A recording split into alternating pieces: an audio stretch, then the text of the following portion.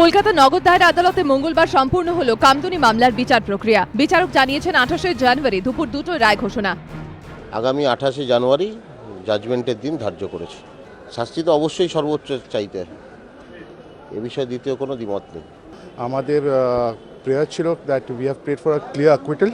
আমাদের কোনো সাবমিশন ছিল না, সাবমিশন ছিল প্রসিকিউশনের, রিপ্লাইটা ছিল। লেকিন আমাদের যে আজ অব্দি সাবমিশন হয়েছে, we have prayed for clear acquittal of all the accused persons as the prosecution has failed to make out a case. উত্তর 24 পরগনার ছোট্ট গ্রাম কামদুনি। এই অখ্যাত গ্রাম সবার কাছে পরিচিত হয়েছিল প্রায় 2.5 বছর আগে।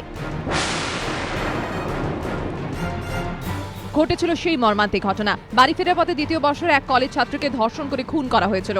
2 বছরেরও বেশি সময় ধরে চলল বিচার প্রক্রিয়া। বারাসত আদালতে প্রথমে বিচার প্রক্রিয়া শুরু হয়, কিন্তু সিবিআই তদন্ত ও দোষীদের কঠোর শাস্তির দাবিতে সেখানে কামদুনিবাসীর বারবার বিক্ষোভের জেরে কলকাতা হাইকোর্টের নির্দেশ মতো বছর 2 আগে কামদুনি মামলা সরানো হয় নগর দায়রা আদালতে। কামদুনি ধর্ষণ কাণ্ডে তদন্ত করেছে সিআইডি। 9 জনকে গ্রেফতার করা হয়। এক অভিযুক্ত হেফাজতে থাকাকালীন মারা যায়। কামদুনি মামলায় অভিযুক্তদের বিরুদ্ধে যে ধারায় চার্জ গঠন করেছিল নগর দায়রা আদালত সেগুলি হলো 376 ডি ধারায় গণধর্ষণ, 376 এ ধারায় ধর্ষণের সময় প্রাণঘাতী আঘাত, 302 ধারায় খুন, 201 ধারায় তথ্য প্রমাণ লোপাট, 109 ধারায় অপরাধে প্ররোচনা, 120 বি ধারায় অপরাধমূলক ষড়যন্ত্র, 342 ধারায় জোর করে আটকে রাখা।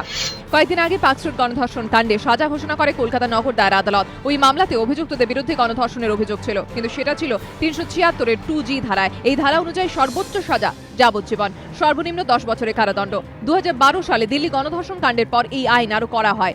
কামদুনি মামলা যেহেতু দিল্লি গণধর্ষণের ঘটনার পর ঘটে, তাই এই মামলায় 376 2G'র জায়গায় চার্জ গঠন হয়েছে 376 ডি ধারায়। এই ধারায় সর্বোচ্চ সাজা ফাঁসি, সর্বনিম্ন 20 বছরের কারাদণ্ড।